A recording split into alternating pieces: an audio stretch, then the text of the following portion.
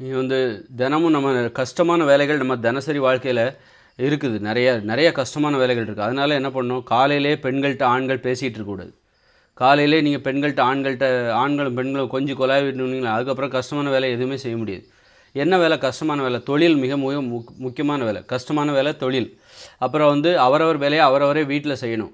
அப்படி இருக்கும்போது ஆண்கள் தங்களுடைய உணவை சமைக்க வேண்டும், தயார் செய்ய வேண்டும், தங்களுடைய ஆடையை துவைக்க வேண்டும், வீட்டை தூய்மையாக வைத்திருக்க வேண்டும். இதெல்லாம் கஷ்டமான வேலை.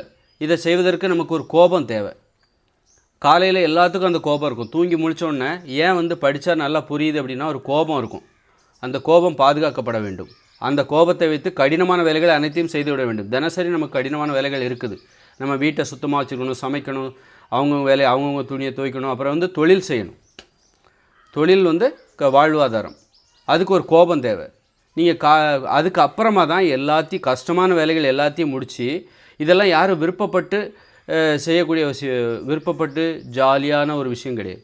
சாயந்தரமாக தான் எல்லா வேலையும் முடிச்சிட்டேன்ப்பா, இன்றைக்குள்ள எல்லா வேலையும் நான் முடிச்சிட்டேன் அப்படின்னதுக்கப்புறம் சாயந்தரமாக வந்துட்டு நம்ம என்ன பண்ணோம், நீ வந்து காதலிகிட்டையோ மனைவிகிட்டையோ கணவன்கிட்டையோ கொஞ்சிக்கலாம். இந்த கொஞ்சிற வேலை, இது அன்பு செலுத்துகிற வேலை, இது எல்லாத்தையும் நீங்கள் காலையில் பண்ணாதீங்க. காலையில் பண்ணாதீங்க. எல்லா வேலையும் முடிச்சுட்டு, அதாவது உங்களுடைய தொழிலை முடிச்சுட்டு, உங்கள் வீட்டில் ஏதாவது வேலை இருக்கா, பெருக்க வேண்டியிருக்கு, தூய்மை செய்ய வேண்டியிருக்கு, துணி துவைக்க வேண்டியிருக்கு, இந்த வேலை ஆண்களும் அவங்கவுங்க வேலையை அவங்க செய்யணும். அப்போது அந்த மாதிரி வேலைகள் எல்லாத்தையும் செஞ்சு முடிச்சுட்டு, தொழிலை செஞ்சு முடிச்சுட்டு வீட்டுக்கு வந்த அப்புறம் தான் கொஞ்சுறதை எல்லாம் வச்சுக்கணும். உங்கள் குழந்தைய கொஞ்சுறியோ அல்லது மனைவியை கொஞ்சுறியோ கணவனை கொஞ்சுறியோ ரொமான்ஸ் இது எல்லாமே சாயந்தரம்தான். பொழுதுபோக்கு ஆடல் பாடல் எல்லாமே சாயந்தரம்தான். விளையாட்டுக்கு அப்புறம்தான். விளையாட்டில் வந்து அன்பு பாசத்துக்கு இடம் கிடையாது. அப்போ விளையாட்டு கூட கொஞ்சம் கடினமான விஷயந்தான். இந்த ஆடல் பாடல் அன்பு பாசம் காதல் இதெல்லாம் வந்து விளையாட்டுக்கு அப்புறமா. தொழில் செய்யணும், தொழிலை முடிச்சுட்டு விளையாடணும், விளையாட்டை முடிச்சுட்டு ஆடல் பாடல் அன்பு பாசம் காதல் குடும்பம் குழந்தைகளை கொஞ்சுறது இதெல்லாம் வந்து சாயந்தரம் வரைக்கும் நம்ம எல்லா வேலையும் முடிச்சுட்டு தான் இதை பண்ணணும். கஷ்டமான வேலைகள், துணி துவைக்க வேண்டியிருக்கா, வீட்டை பெருக்க வேண்டியிருக்கா, சுத்தம் பண்ண வேண்டியிருக்கா, உணவை சமைக்க வேண்டியிருக்கா, தொழில் செய்ய வேண்டியிருக்கா, எல்லாத்தையும் செஞ்சு முடிச்சுட்டு அப்புறம் செஞ்சு முடிச்சதுக்கப்புறம் விளையாடணும். விளையாட்டை முடிச்சுட்டு அதுக்கப்புறம் தான் ஆடல் பாடல். இது சாயந்தரம் ஒரு 5 மணிக்கு மேலே அல்லது ஒரு 4 மணிக்கு மேலே 5 மணிக்கு மேலே ஆடல் பாடல் காதலிப்பது கொஞ்சுறது உடலுறவில் ஈடுபடுவது இது எல்லாமே சாயந்தரம் தான். காலையிலே பண்ணிட்டோன்னா, ஏன்னா இதுக்காக தான் நீ அன்பு பாசம் செலுத்துவதற்காக, குழந்தைய கொஞ்சிறதுக்காக, குடும்பத்தோடு இருப்பதற்காக, சந்தோஷமாக பேசி சிரிப்பதற்காக, நண்பர்களோடு பேசி சிரிப்பதற்காக, ஆடுவதற்காகவும் பாடுவதற்காகவும் தான் நாம் இந்த வேலைகள்லாம் செய்கிறோம். இப்படி சந்தோஷமாக இருக்கிறதுக்காக தான் நீ தொழில் செய்கிற, உணவை சமைக்கிற, உற்பத்தி செய்கிற, வீட்டை தூய்மையாக வச்சுக்கிற, இந்த மாதிரி இதெல்லாம் கடினமான வேலைகள். இதை செய்தால் தான் இதுதான் கடமை, இந்த கடமை செய்துவிட்டு தான் நீ வந்து பலனை எதிர்பார்க்க வேண்டும். பலன்கிறது எது? அன்பு செலுத்துறது தான் பலன். குடும்பத்தோட மனைவியை கொஞ்சுறது, கணவனை கொஞ்சுறது, அப்புறம் வந்து காதல் பண்ணுறது, குழந்தைகளை கொஞ்சுறது, இது எல்லாமே பார்த்திங்கன்னா ஆடுவது பாடுவது இது எல்லாமே பலன், நாம் கடமை செய்ததற்கான பலன். அப்போ இதை வந்து நீ காலையில் செஞ்சிடாத. காலங்காத்தால டிவி பார்க்குற, காலங்காத்தால மொபைல் ஃபோன் பார்க்குற, காலங்காத்தால மனைவியும் கணவனும் கொஞ்சிக்கிட்டு கிடக்கிறது, இதெல்லாம் வந்து சோர்வை தான் ஏற்படுத்தும், மூளையில் சோர்வை ஏற்படுத்தும். நீ காலையில் இந்த மாதிரி ரொமான்ஸ் பண்ணுனா கஷ்டமான வேலையை உன்னால் செய்ய முடியாது.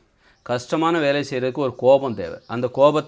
அந்த கோபம் வந்து தூங்கி முடித்தோடனே எல்லாருக்குமே இருக்கும். நல்லா ஓய்வெடுத்து புதிதாக நீ பிறக்கிறாய். ஒவ்வொரு நாளும் புதிதாக கண் விழிக்கும் போது நம்மக்கிட்ட அந்த கோபம் இருக்கும். அந்த கோபம்தான் நாம் வாழ்வதற்கான கடினமான வேலை செய்வதற்கான முதலீடு. அதை வச்சுக்கிட்டு வீட்டில் உள்ள வேலை தொழில் எல்லாத்தையும் செஞ்சிடணும், துணி கிணி வச்சு வீட்டை சுத்தமாக வச்சுட்டு அதுக்கப்புறம் விளையாடணும். அதுக்கப்புறம் தான் வரிசையாக விளையாட்டு, அதுக்கப்புறம் தான் ஆடல் பாடல் காதல், அதுக்கப்புறம் ஆடல் பாடல் காதல், விளையாட்டுக்கு அப்புறம் ஆடல் பாடல் கலைகள், ஆடல் பாடல் பாடுவது ஆடுவது ஓவியம் வரைவது கவிதை எழுதுவது கதை சொல்வது, அதுக்கப்புறம்தான் என்ன வரும்? அதுக்கப்புறம் தான் அந்த கலவி காதல் அன்பு பாசம்லாம் அதுக்கப்புறம்தான். இப்படித்தான் மனிதர்கள் வாழ வேண்டும். இப்படி வாழ்ந்தால் மனிதர்களுக்கு மூளைச்சோர்வு ஏற்படாது, சோம்பேறித்தனம் ஏற்படாது. இல்லைன்னா குழப்பமாக இருக்கும். என்னடா இந்த மனுஷ வாழ்க்கை, மனுஷராக பிறந்தே ரொம்ப கஷ்டமாக இருக்குது, வேலைக்கு போகிறக்கே கஷ்டமாக இருக்குது, வீட்டை சுத்தமாக வச்சுருக்கணும், அது ஒரு ஒழுக்கம். அது நம்மளை மட்டும் சுத்தமாக வச்சுக்கிட்டால் போதாது. பேச்சுலர் பசங்கள்லாம் வீடெல்லாம் கொடுக்க மாட்டாங்க. பெண்களுக்கு சின்ன வயசுலேயே ட்ரைனிங் கொடுத்துட்றாங்க, ஆண்களுக்கு அந்த ட்ரைனிங் கிடையாது. பெண்களுக்கு கொடுக்குற ட்ரைனிங் கூட அடுத்தவங்க வேலையை தான் செய்கிறதுக்கான ட்ரைனிங் கொடுக்குறாங்க, ஆண்களுக்கு அது கூட கொடுக்கறது இல்லை. அப்போ பெண்களுக்கு கொடுத்த ட்ரைனிங்கும் தப்பு. அடுத்தவங்க வேலையை செய்யாதம்மா, உன் வேலையை மட்டும் நீ செய், மற்றவங்கள சோம்பேறியாக்காத அப்படின்னு சொல்லிட்டு அவங்க வேலையை மட்டுமே செய்ய பழகணும், ஆண்களுக்கும் அவங்க வேலையை மட்டுமே செய்யணும். இந்த மாதிரி ரொம்ப வீட்டை பெருக்கிறது இதெல்லாம் ரொம்ப கஷ்டமான விஷயம். அந்த மாதிரி இப்படித்தான் ஒழுக்கமாக வாழ வேண்டும். இதுதான் மனித வாழ்க்கை முறை. இனிமேல் இப்படி வாழ்ந்தால்தான் மனிதர்களால் ஒழுக்கமாக வாழ முடியும். அதனால் என்ன பண்ணணும், காலங்காத்தாலே ரொமான்ஸ் பண்ணுறது, டிவி பார்க்குற, மொபைல் ஃபோன் இதெல்லாம் வச்சுக்காதீங்க. அப்புறம் நம்ம மேலே தன்னம்பிக்கை ஏற்படாது, தாழ்வு மனப்பான்மை தான் ஏற்படும். நம்மளால் ஒரு வேலையும் செய்ய முடியல, நம்ம வீடை பாரு குப்பையாக இருக்குது, நம்மளால் பெருக்க முடியல, துணி துவைக்க முடியல, இப்படிப்பட்ட தாழ்வு இதெல்லாம் பெருக்கணும்னு வச்சுக்கேன். வீட்டை இப்போ நான் இந்த வீட்டில் இருக்கிறேன், இந்த வீட்டை நான் பெருக்கணும். இன்றைக்கி வந்து சனிக்கிழமை, நான் என்ன பண்ணுறேன், இப்போ பாத்திரம்லாம் கழுவி வச்சுட்டு வந்திருக்கேன், துணியை ஊற வச்சுட்டு வந்திருக்கேன். அப்புறம் இதுக்கு இடையில் நான் காலையில் நான் ஜாக்கிரதையாக இருக்கேன். ரொமான்ஸ் இது மாதிரிலாம் வச்சுக்கூடாது. 11 மணிக்கு அப்புறம் தான் நான் சாப்பிடுவேன்.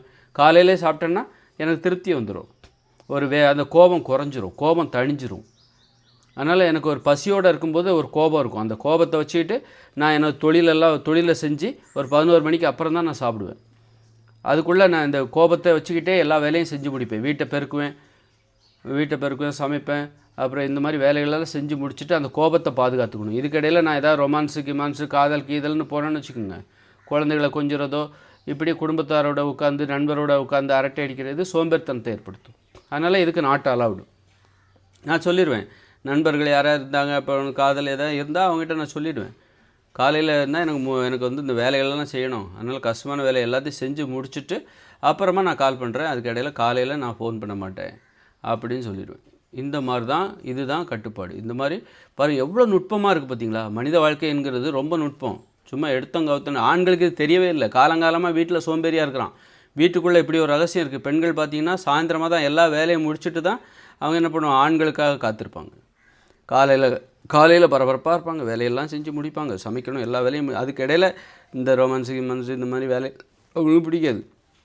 அவங்களுக்கே ரொட்டீனாக செஞ்சு இதை நம்ம எதுக்கு செய்கிறோங்கிறது தெரியாமலே ஒரு நல்ல விஷயத்த அவங்க தெரிஞ்சு வச்சுக்கிட்டாங்களா, உண்மையிலே அவங்க கற்றுக்கிட்ட நல்ல விஷயத்துக்காக தான் அதை தெரிஞ்சு வச்சுருக்காங்களா, அவங்க வந்து மற்றவங்களுக்கு அடிமையாக இருக்கிறக்காக, அதனால் அவங்களுக்கு அந்த நல்ல விஷயம் எது அப்படின்னு ஒன்று தெரியாமல் அதை பண்ணிகிட்ருக்காங்க. அதனால் இதை நீங்கள் பின்பற்றுங்கள்.